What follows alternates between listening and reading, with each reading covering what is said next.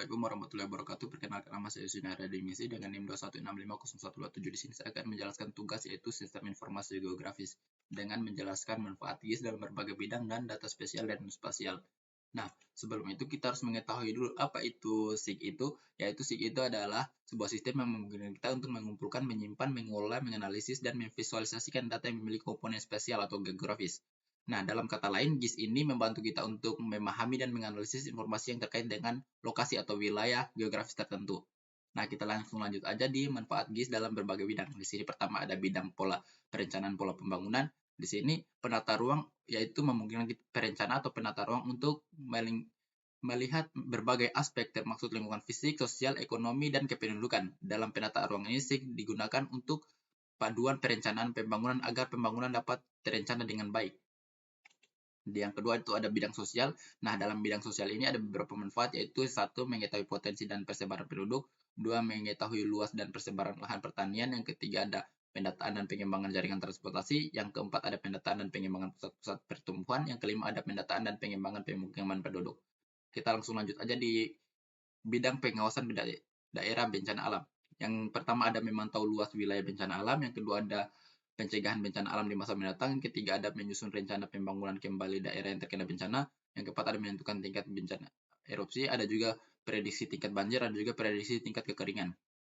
Nah, ada juga di bidang telekomunikasi. Nah, dalam bidang ini dia membuat peta wilayah, jalur kabel, aplikasi pelanggan, perencanaan jaringan, pemeliharaan, dan analisis perluasan jaringan. Ini juga membantu dalam memanajemen fasilitas umum seperti warnet. Nah, ada juga dalam bidang transportasi. Dalam bidang transportasi ini dia memanajemen pemeliharaan perencanaan jaringan transportasi, inventarisasi jaringan transportasi seperti jalur angkutan umum, analisis rute yang sesuai dengan alternatif transportasi, analisis potensi kemacetan dan kecelakaan.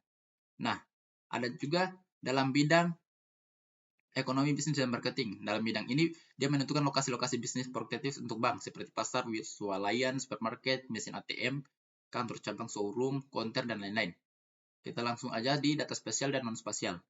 Nah, di data spasial ini adalah data atau informasi yang memiliki referensi dan koordinat geografis. Cara memasukkan data spasial itu, sistem GIS dapat dilakukan dengan dua cara, yaitu digitalisasi dan penyiaran.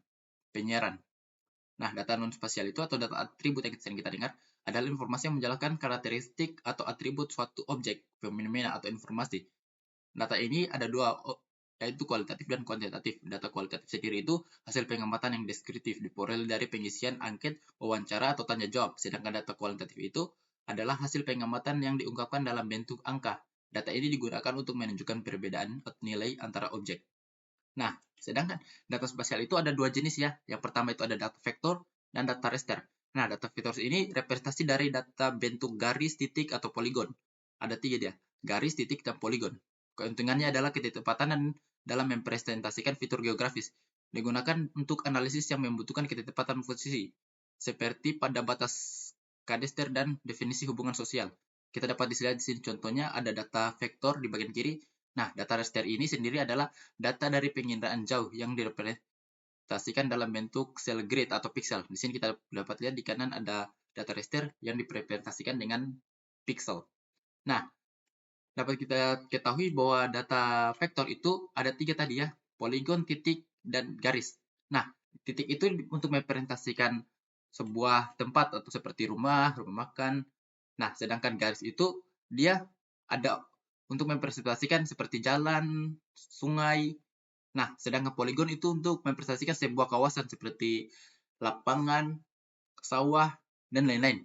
Nah, dapat kita lihat di sini contohnya ada di sini kita lihat representasi dari sebuah jalan atau lane. Garis di sini representasi dari sebuah jalan kita perbesar.